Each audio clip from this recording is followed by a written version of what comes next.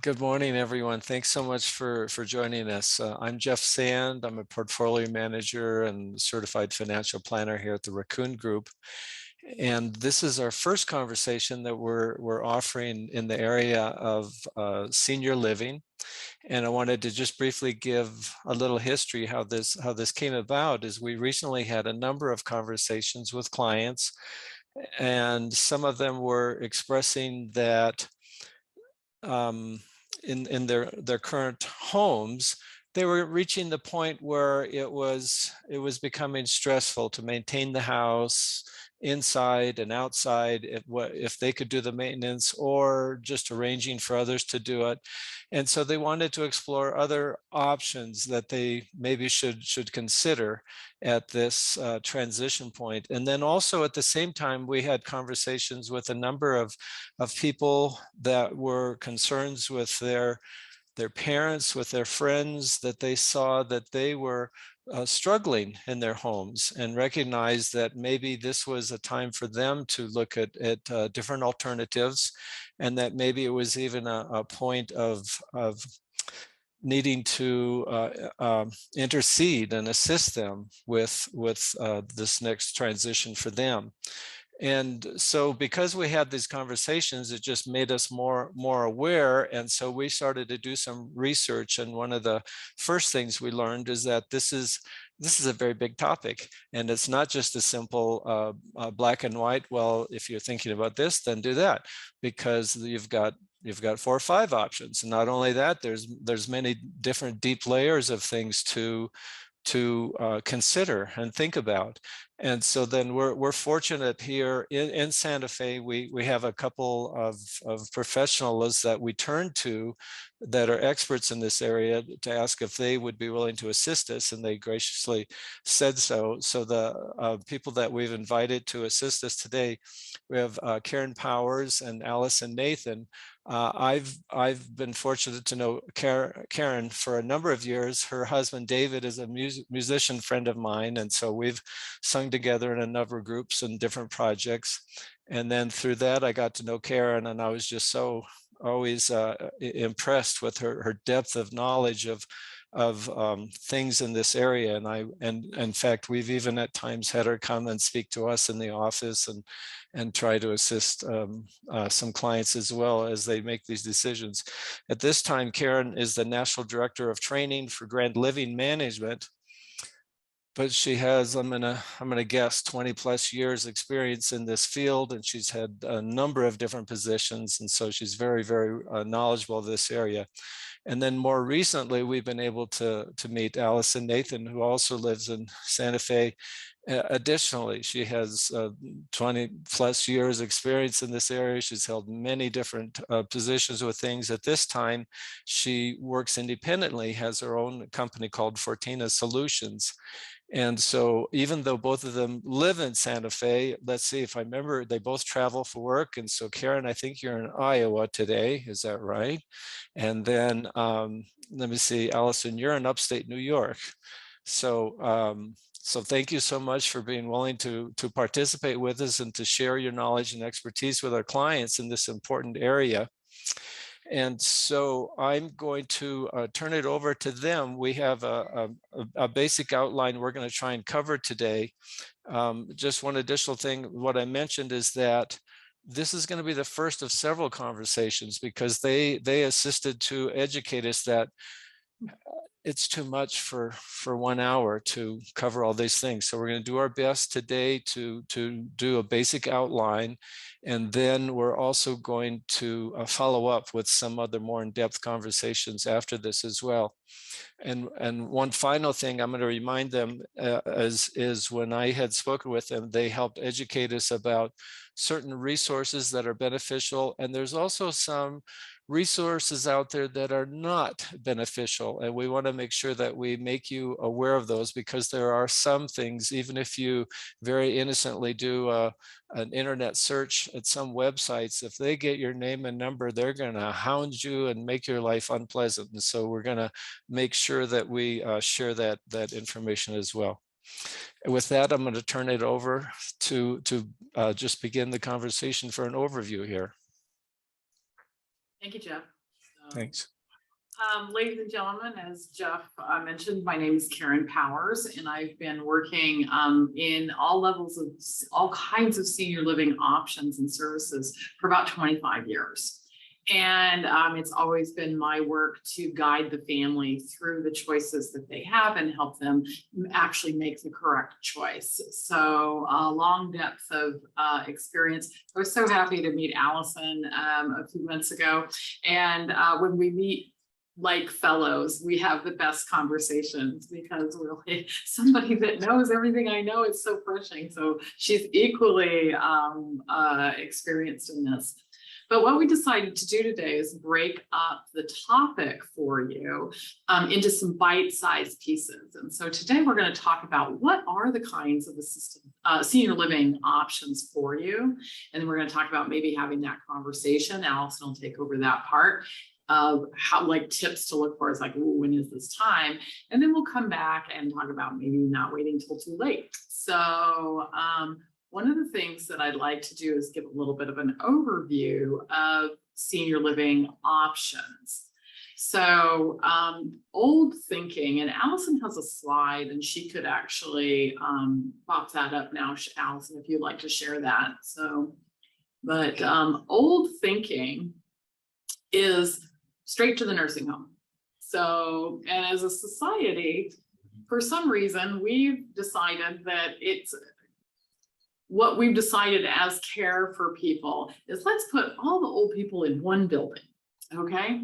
And old thinking is half a linoleum tiled room in a nursing home. But what you have to know now is probably since about the mid 90s, the choices have become really there's a huge variety in choices of all the layers of services that you could have, from staying at home to being in a community like light, being an independent person in a community, and then an assisted living community, potentially memory care needs within that community, and then the needs for skilled nursing. So once people, I love this graphic that Allyson put up, because it's almost like find yourself on the grid across the top of the grid, you know, down the side. So there's a term that senior living uses, and it's called independent living, or you'll see the signs of an active adult community, singles and couples. And now here's a little term on there. Able to manage ADLs. Well, your ADLs is a term that we use inside our community, and it's activities of daily living. Okay. And so what you're doing in your activity in independent living is people choose to move there because the house is probably a little too much to take care of on their own.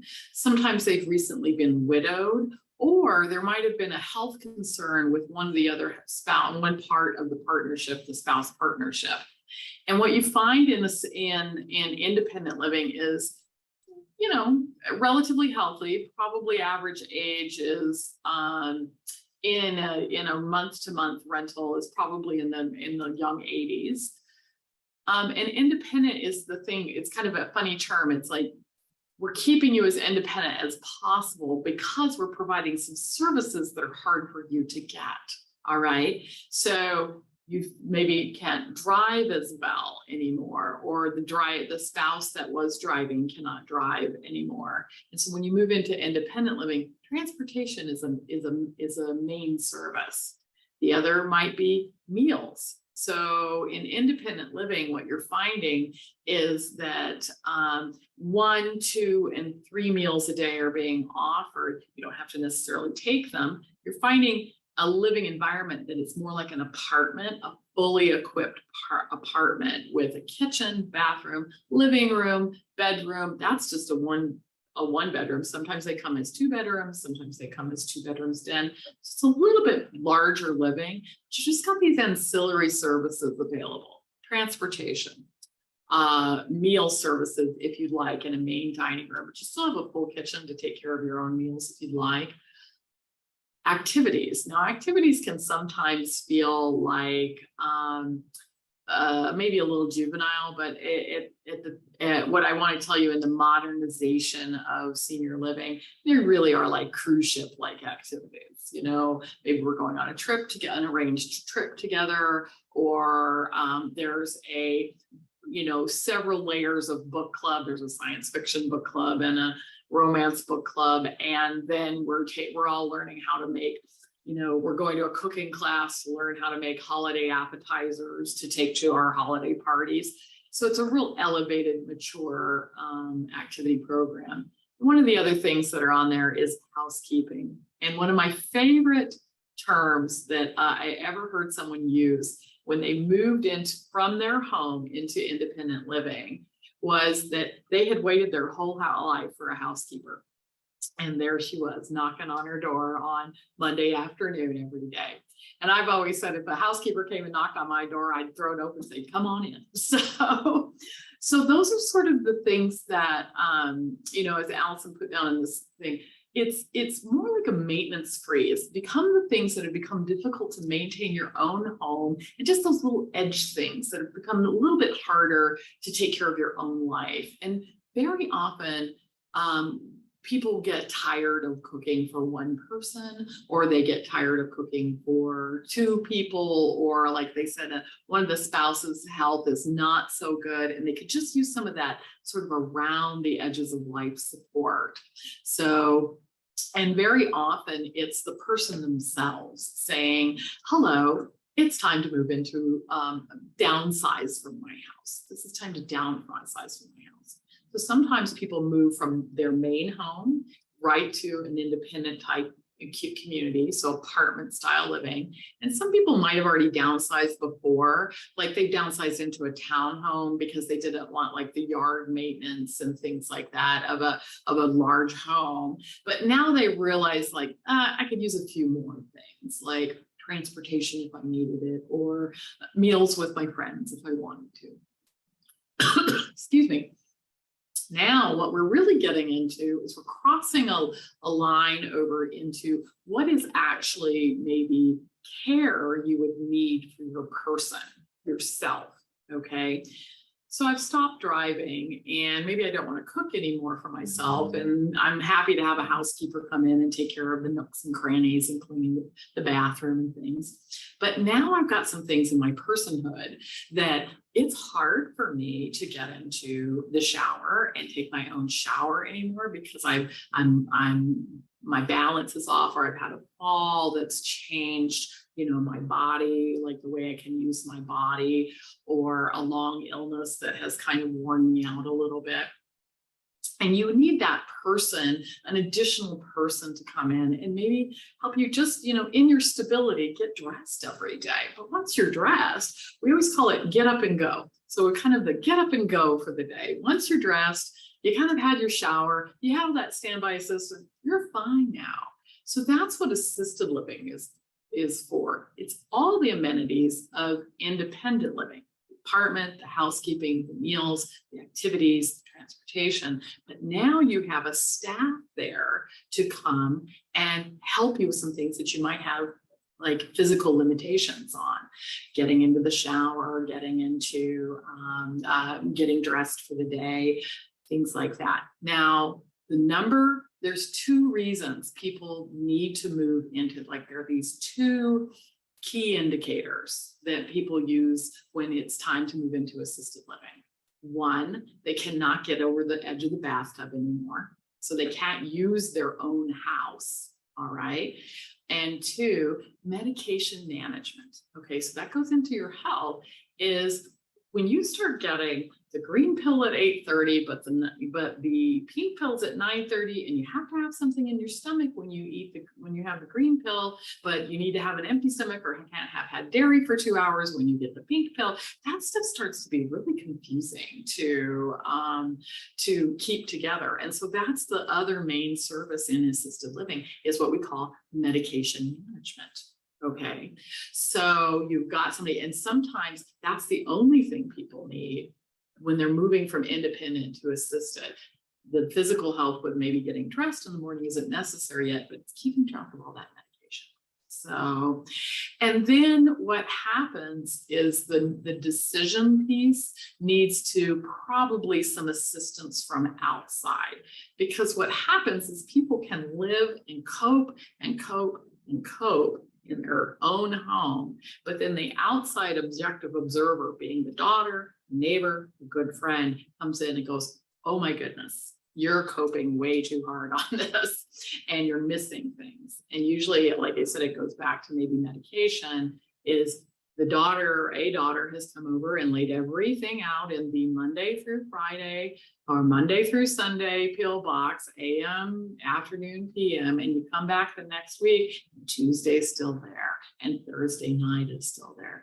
That need driven with the decision makers is usually the outside objective observer to come in and say, I think it's time to get a little more help, because usually these support people too are making all these things happen in the home, but then they can't be, it's too much to rely on them to be there all the time to do some of those healthcare things. So usually it's, yes, ma'am. One thing I would love to add is exactly what you're talking about. Hi, everyone. This is Allison. Sorry for jumping in, but a lot of families also really wish for their relationships to return to their family relationships versus being focused so much on all of the care needs.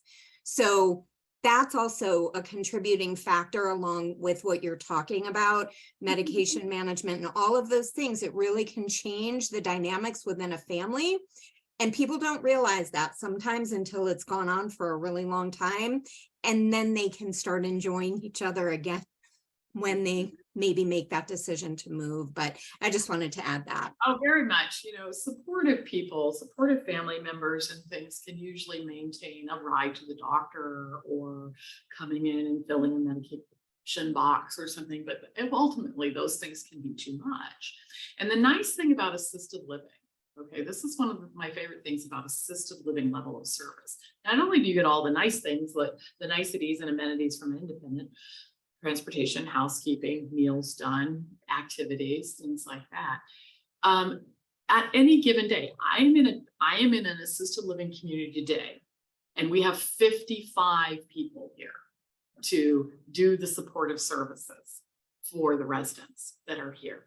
Everything that they need, from getting to get up and go in the morning with the shower and make sure the pink pill arrives at the right time, to all the way down to the other end of the day where let me help you get ready.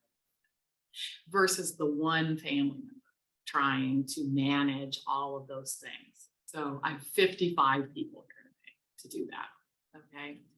So where I feel like it's very interesting, and it's more, it's probably something that's happened in probably about the last 10 years, is independent living communities have been being built where someone could stay in their actual apartment and start to get assisted living services. So it might not necessitate a second move. It just means that, oh, I'm moving into independent, and now as I need those physical health care, it can be layered on. All right. Now, assisted living has some boundaries about how far they can care for people. We'll kind of return to that at the end of the conversation. But most of the time, they can take a person very, very far down the road. And that's the number one question. How long can my mother stay? When would it be time to move? But anymore, I want to tell you, skilled nursing, which is our last layer of care. Okay, skilled nursing is, we use a term called acute. Something has happened that has suddenly changed your health condition, an illness, a surgery, a fall, a decline because of a disease process. The Parkinson's has caused a decline. So what you'll want to do is think about what happens for skilled nursing is usually more of an event, like a sudden event. And anymore, it's more like used for a longer kind of rehabilitation stay. So where this gets some confusion is sometimes people think about in assisted living, this is to back up just a little bit, in assisted living, they think memory loss also means straight to the nursing home.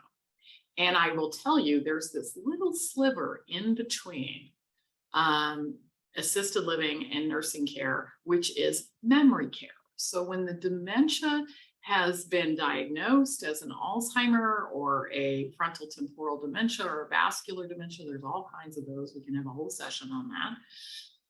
It's when a person can no longer ask for or know the help that they need. So the team, the staff gathers in more closely and becomes like the navigator of the whole person's day, interpreting what they need. And I will tell you, there's no linear path. Independent living to assisted living to memory care to nursing home. Sometimes it's independent living and you don't pass go or collect $200 and you go straight to memory care. So, and sometimes you come into assisted living and 2 weeks later we were like, oh, it's more than we thought. Let's go to memory care. And I will tell you, memory care also is that intermediate step that often people can be cared for through the end of their life in a memory care community and not go to nursing care at all. So it's a nice little sliver in there. And I feel like sometimes, as you know, Jeff, as you have your clients have questions, if we need just a session on memory care, that I know Allyson and I would be happy to do that.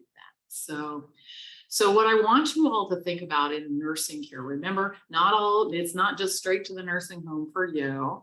It is for kind of an intense stay to get better from something.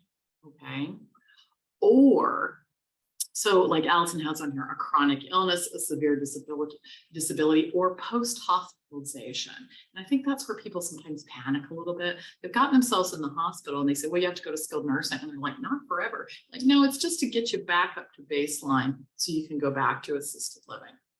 Because I'll tell you, the difference is probably the line in the sand of how far someone in assisted living, now we're not talking about memory care, in assisted living can care for you, is as long as you can bear your own weight. You don't have to stand and walk on your own, but we call it help me help you. If I can have two people get you up out of bed, move you over to a chair, get you into the shower, and you could be in a wheelchair during all these and these transitions, it just can't be dead weight. You know, you can't just be full on lifted weight. So as long as those things can happen, assisted living can take care of things for a long time. So that's why people, I think, still get afraid of skilled nursing. It's like, I'm going to get too frail. Well, there's not really anything too frail. So skilled nursing, again, is dealing with a short-term rehabilitation of something that has gone wrong. And then we're going to see if we can get you back to baseline.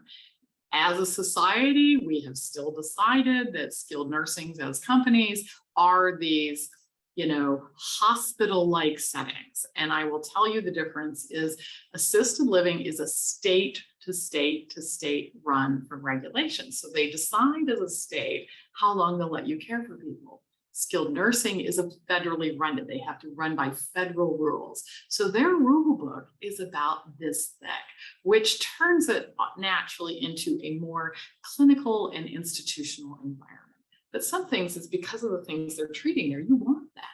So, okay. Now I will tell you the main reason, again, it's need driven. So usually it's something happens, suddenly happened, a decline in health, a sudden decline in health, an accident, a surgery, okay? And usually like you are not aware, or your physical state or your illness state or your mental state is, you're not in the decision making at this point. You need that family or outside guardian to be making these decisions to move on to skilled nursing.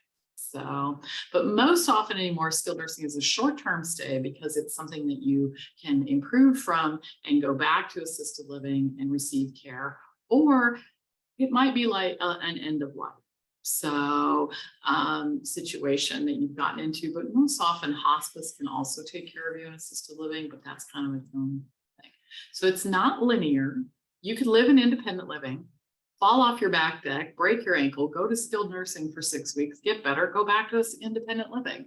I'm like, oops, now your balance isn't so good from independent living, from falling off that deck. You went and did your rehab. So you might come back to your same community and start receiving assisted living services. So those are the kinds of things that you want to be thinking about. There's not always one fix. it's not a direct line progression, and there's those ins. Excellent. Thank you so much, Karen. Allyson, what would you like to share next? Well, I want to add to that wonderful description, Karen. That was very clear and helpful. And I always focus when I do presentations for people, and even in just discussions, we all know that everyone would like very much to be able to make their own decisions. And I think the very clear thing at the bottom of that graphic was that the earlier people get involved in this process, the more input they're going to have in the decision that they make, versus having other people have more input, as in assisted living, and maybe have all the input in terms of maybe memory care or a skilled nursing community. So this is a wonderful opportunity to talk about these things so that everyone can kind of realize how far someone in their life or themselves may be in this process, and when a good time is to start thinking about it. And I personally can tell you that yesterday I ran up the stairs and I tripped over the top stair and I went flying, and I'm here alone. And I have 3 dogs and one of them cared, but of course no one could call anyone if I needed help. So here I am today with a sore thumb, a sore knee. And I thought, boy, think about everyone this can happen to, but somebody really does get hurt. This wasn't what I planned on. No one plans today's going to be the day that I have an event that's going to make me need to think about what I would like to do if I ever need help. So getting a jump on this is a really good thing. And one of the tools that is helpful, especially now with the holidays coming up, is having the kind of a checklist to be able to help when you go to your family or when they come to you. Maybe take the time to look at different things within your household or just your regular routine to really think through if there are things that someone may need help with. And that is an important time. A lot of families are only seeing each other once or twice a year, especially now with COVID. Sometimes people haven't seen each other for a couple of years. So I have this other graphic that we liked to give everyone I will get it in a second. An opportunity to think through the things that might be concerning. Okay, tell me when it's there. Here we go. Okay, Here thank it you. comes. Like a 5-step process, but I got it. We're going to share this with anyone who's interested after the presentation today. So don't worry about writing things down, but this is a high-level summary of the things that are the most important for everyone's safety, including mine after yesterday. Home safety. These are a lot of things that we all think about and talk about. Things like having area rugs that aren't secure, or maybe there are piles of newspapers, or there are things, a lock on a window isn't working and we look and say, oh, I'll get to that. These are things that are really important to notice in your home or a family member's home. And instead of putting things off, take care of them as soon as possible, because an area rug that slides out from under somebody could become the fall that could require somebody to have to move into a nursing home for rehab, or if they aren't able to recover, it could literally change the course of their life just like that.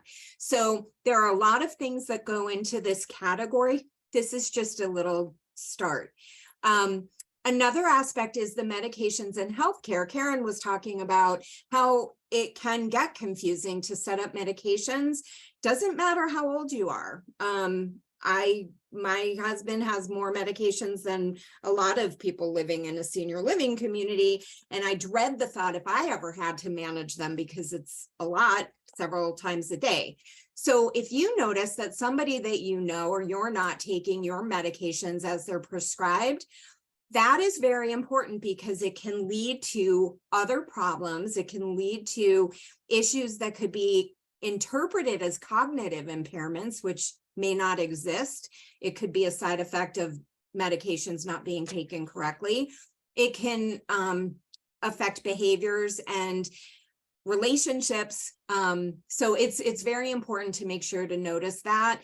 Also making sure that prescriptions are refilled on time, and whoever is helping somebody with their medication, that is a job. It is a very serious job and responsibility.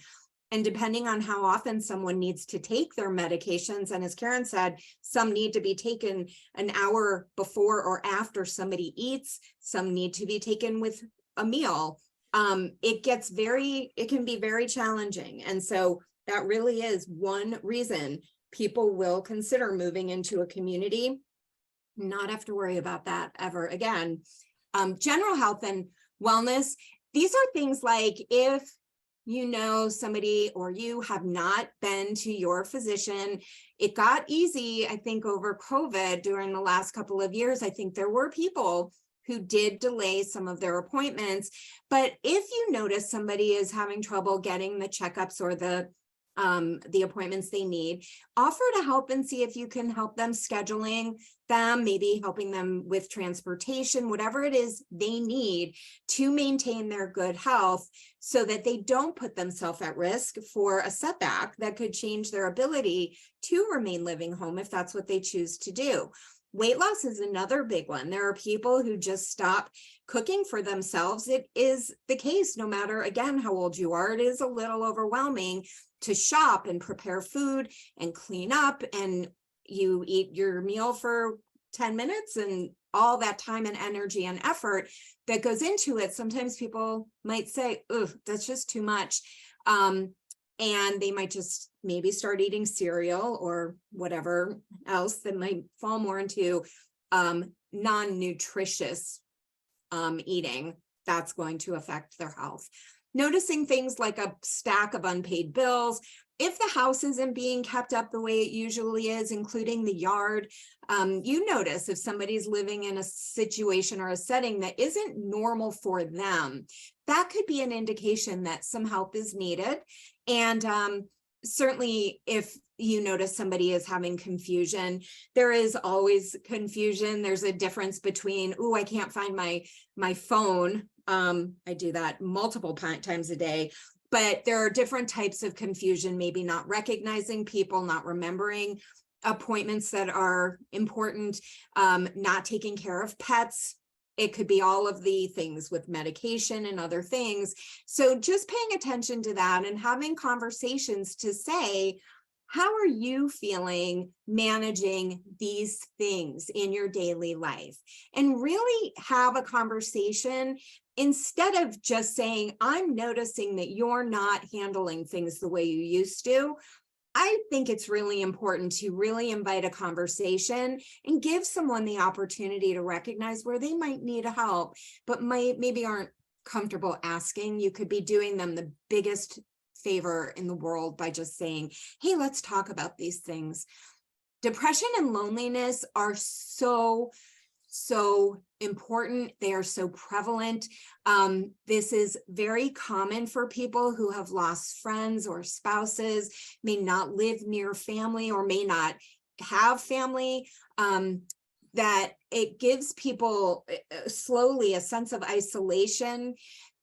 Depression can sneak up on people, and loneliness is a very difficult thing for people to address, especially because they may not realize how to make that phone call to connect with an old friend.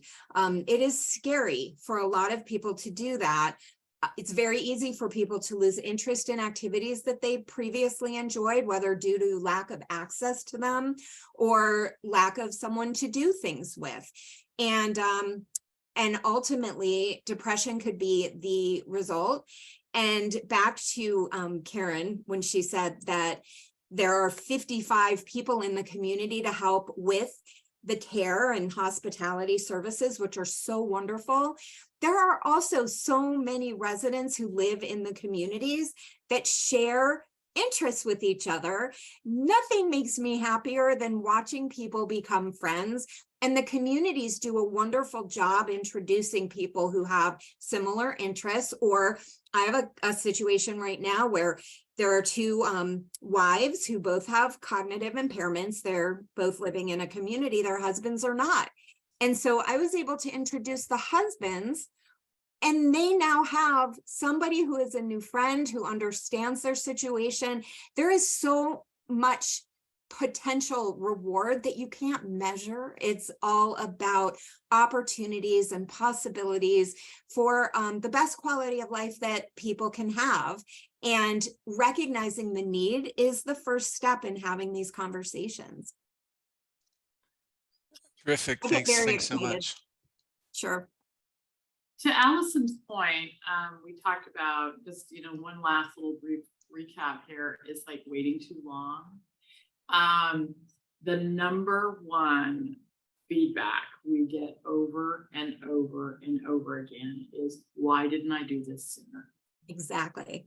There are so many things in independent living and assisted living services and memory care services that would actually keep someone actually thriving longer, thriving more, because of the social connection, because of someone actually paying attention to medication coming at the right time, because someone's actually paying attention to nutrition, taking that off your shoulders, but that thriving. Because what's sad to me, I think it pulls at my heart every time, is when I see a family have the conversation and they say, well, I can't get my mom to do it. My mom, I can't get my mom to do it. You're just losing so much opportunity to have her thrive. And so people will come and maybe only be able to benefit from the services for 2 or 4 months before the decline sort of starts to take a hold. And where had it been 2 years ago, now we're not talking about life extending, we're just talking about quality of life. Quality of life, alone in a house, widowed, I call it the Bermuda Triangle: chair or bed, recliner, kitchen, recliner, bed. There's not a lot of quality of life in there. So TV, so that's all you've got. And so and then you're starting to lose your physical abilities because movements are very low. You're living on ham sandwiches, not a great addition. So the idea of an independent living is the earliest. Assisted living is equally a resource to help someone thrive. So you're not at these last days of actually maybe needing to live in a skilled nursing because you've got past weight bearing, you've gotten some physical conditions and chronic disease illnesses that have surpassed what assisted living could handle. So, and that goes to the point of having the conversation frequently. So frequently updating this conversation of what desires and wishes to do, because you cannot wait for the elephant in the room to then be sitting on your actual person. It's too late to have the conversations then. And it is a matter of when something happens, very rarely if something happens.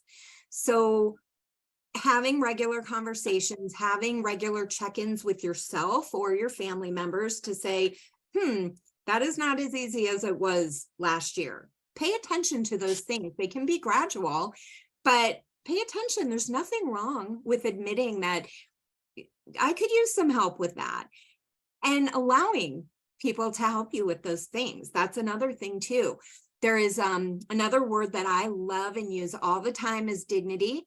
And I think having the services that someone might need can restore dignity that might be declining, because it's really easy to just wear a bathrobe all day, or, if you're not going to be doing anything, but getting dressed and looking wonderful and having somebody make sure that you have what you need to walk out into the day and feel really good about yourself, and feel like you have a purpose and have interest, because life goes on and it doesn't have to, interests and hobbies and friendships and relationships and all of those things do not and should not have to end or be compromised just because medication.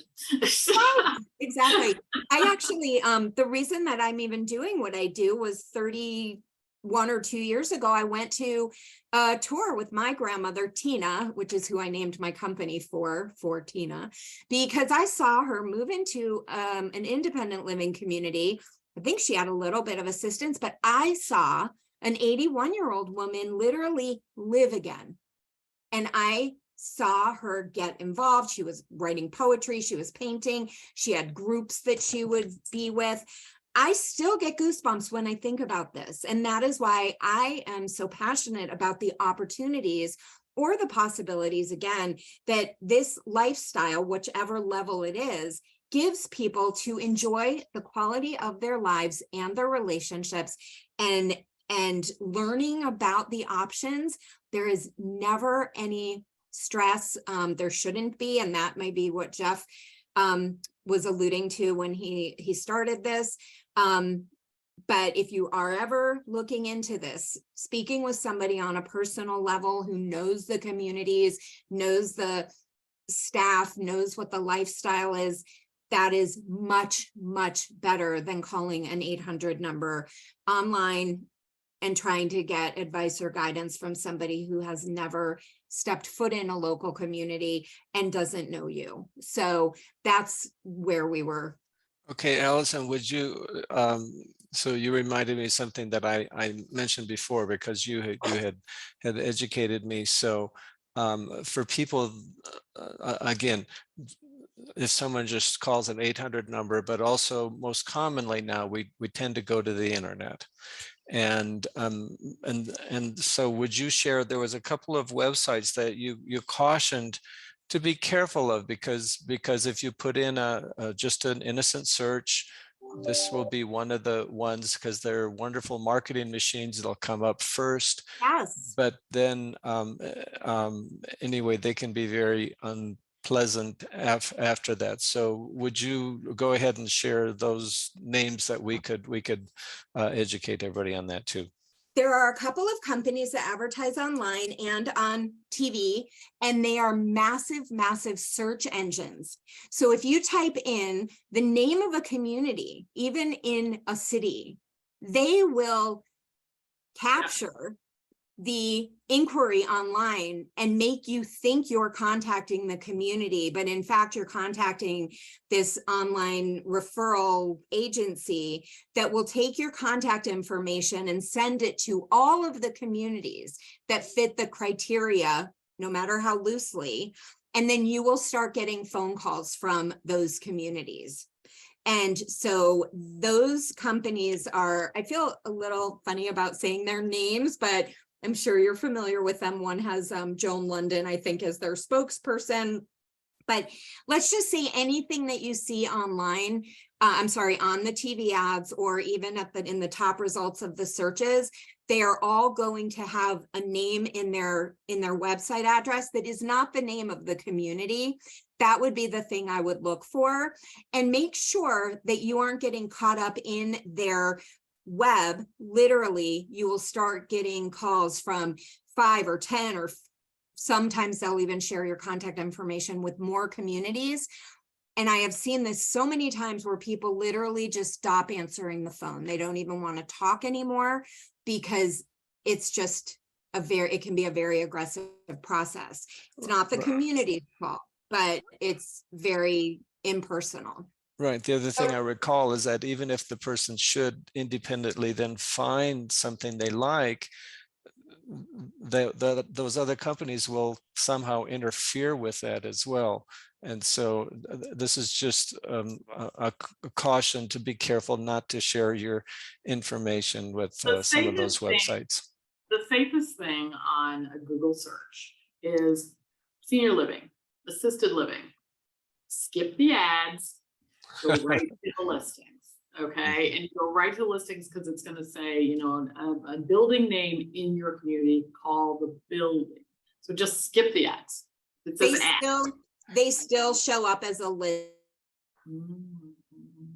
though, under the different lead aggregator websites. So they'll show a list, but it'll be a phone number that goes to them sometimes.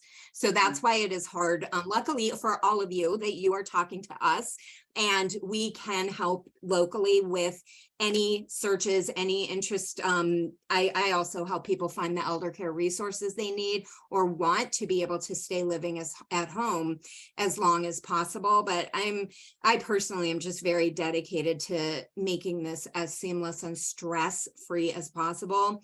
So with that, when I work with people to help them find their solutions, I'm the liaison. I don't even I don't share the contact information. The communities do not call people I work with until they're ready to talk to them directly. So it's just a matter of choice, how much help or how little. And I help as little or as much as someone wants. Great. Well, And if I may, we have a number of questions that have come in. first, what I wanted to Sure. respond to what Ellen had said, she can help you locally. That means not just Santa Fe, that means locally wherever you are. Okay. Yeah. And we have some, Great. so we want to get to some questions, but I'm going to jump in. I have one more. But I think this is probably another entire session, but can you just briefly mention, because most people are probably going to start with the interest in active communities. But even with active communities, you've got so many choices of rent, buy-in, and I don't even remember all the phrases you used before. That's actually, you're right, it could be its own session, but the first entryway is like the first toe in the water would be active community being an independent living community. And when you go and you see the sign on the street or you see the ad and it says independent living, they're called standalone. Okay. And so those most often, like 90% of the time, it is a month-to-month rental contract. Okay. And things that are included, and it's always going to be a little higher than street rate. Okay. We'll talk about reporting it and money and things later, but it's not going to be like renting a $1,500 apartment. It's going to be like renting a $3,500 apartment because things are included. It's always month to month because you kind of have to think about the place people are in their lives. Is, can I really sign a year lease? Maybe that's not a gamble I want to make right now. So the companies have gotten smart and said, oh, it's month to month. So now there is one other level entry, and it's called a buy-in. There's several acronyms for that called a CCRC or a continuing care retirement community, where you buy-in for kind of a lump sum, and then there's still a monthly fee. Oh my gosh, there's still a monthly fee for that. Excuse me. On top of the buy-in. So don't think that the buy-in takes care of everything. There's still like the maintenance fees and the food fees and things like that. And once you buy in, what you've done is you've bought into the full spectrum, independent living to assisted living through memory care into skilled. You're basically like moving into a neighborhood that would take care of all of those things as you need them. Karen, may I ask, we had someone actually offer a question about those sort of the continuing care residential communities, specifically if someone, a community near them offers off-campus residency benefits. And they're wondering if that's worth exploring if they're not ready to go to one of the continuing care communities, but would like some of those other amenities. Those are called virtual continuing care retirement communities. And what you're doing is you're buying into the system. So it's almost like buying insurance into a hospital system. Okay. And so they'll say, yeah, live in your home, and we're going to take our services and extend them out to your home. Okay. And so I would do that. I would question them of how extensive and reliable are those services. Okay. If you're going to talk about meal delivery or transportation to doctor appointments or come over and be part of our social world and things, they need a driver. They need an infrastructure to be able to manage a meal delivery over here in this part of town, a meal delivery here, a meal delivery here. So I would ask them about the infrastructure and actually probably how far away you are from the actual location of the campus. Those would be some fact checking I would do. And then the last fact checking is like, okay, that might be level 1 buy-in. Is there an additional fee later when I actually move on campus? You know, am I getting, because they run everything from a home, little cottage homes to townhouses to independent living apartments and stuff. So you want to say, it's like, okay, is that like CCRC light, but when do I need to start using the actual services of independent or assisted or something? What happens then? What are the fees? And that's important because there are communities that you would buy in for the independent lifestyle. But if you do need to be in assisted living, you would actually need to move right into the assisted living and kind of pass all the great stuff. Right. And that is something also to ask. The question would be, if I need assisted living and I'm living in an independent apartment or villa or whatever it is, will I be able to get that personal care in that setting, or will I need to move to the licensed part of the community? Because that is a very big change. It's, yeah. We only have about 5 minutes left, so I'd love to try to get to these other questions in that time if possible. So one is, we spoke earlier to sort of local to people who are attending today. If you don't live in the same place as your parents, what is the best means? Again, we've spoken to the internet search, and that's not necessarily safe. So what is the best way to find local places or resources where you don't live there, but your parents do? There are a few services you can look for. Look for a local one service that's wonderful, a geriatric care manager. That is an incredible resource. Somebody who is really local on the ground can help with whatever the services are that someone needs. They can coordinate healthcare appointments. They can coordinate all of the services, including home care and that type of thing. Those people also would know who the local senior living advisors might be and who they trust. So that's a very big thing, is making sure that whoever you work with, I always like to use that network of, you know, who I trust will connect me with other people that I will be able to trust. And geriatric case managers are like Switzerland. They're not trying to sell you anything. They're just trying to give you all the resources, and especially like, hey, I'm not in Denver. What do I know? And they are really great resources. Mm-hmm. Thank you. Another question that we have, and I think this is one that is probably going to be pertinent to a lot of people. We spoke to having the conversations and inviting a discussion. But what if you're dealing with kind of that stoic person that's like, I'm fine, I'm good, and they're struggling to maybe admit or say out loud that they're overwhelmed? How can you manage that? The best way that I have found, whether it's in my own family or with advising other families, is again, turning it to the person to be able to answer the question. So, Mom, you know, I just want to make sure that you have everything under control. So tell me, when it comes to your medications, how are you sorting your meds, and how are you knowing when to call in a refill? How are you getting them? You know, even once the refill's called in, how are you picking it up? Same thing, you can apply that to shopping for healthy food. How are you preparing it? How are you cleaning up afterwards? How often have your sheets been changed? That type of thing. But instead of just grilling someone with questions, ask them how they are managing keeping their linens clean. You know, just want to make sure that you have everything under control. So you're validating them, but it also gives them an opportunity to say, well, you do it. And then you have an opportunity to say, or a care, you know, a neighbor or something like an outside personal caregiver, you can say, well, that's also something that we need to talk about. And it can open up the conversation. There are so many scenarios that are unique, but I think empowering whoever it is to share what their solutions are is a very revealing way to do it. That's really helpful. Yeah, and I would only add just briefly to that is, I always remind everybody that we're all adults. And we are all entitled, like this, your parent has been an adult taking care of themselves for 85 years. So it's reasonable to have the conversation with them as, when is your moment?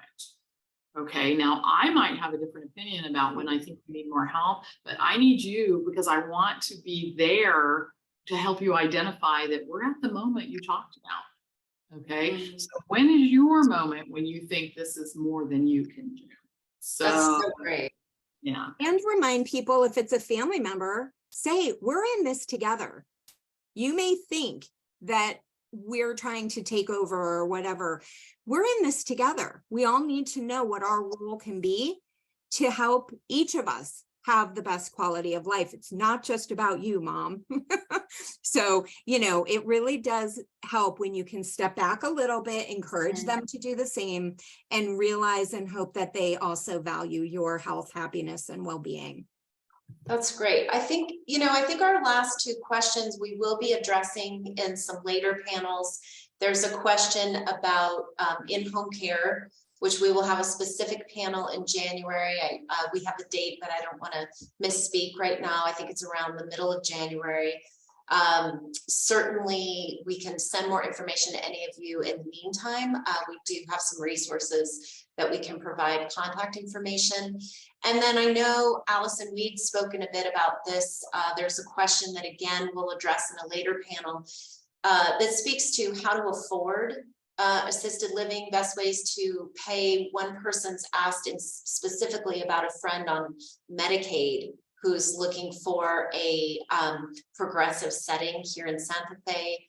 So I don't know if that we could connect that person with you, maybe the person who asked.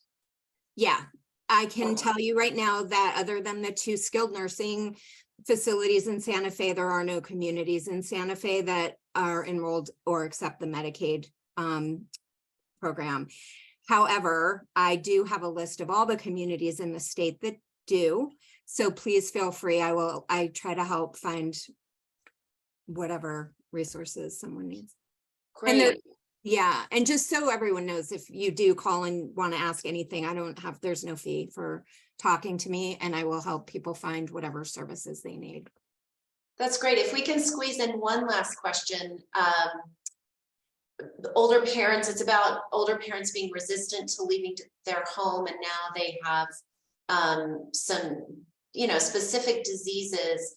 How to get people to move before they're almost in that disaster mode.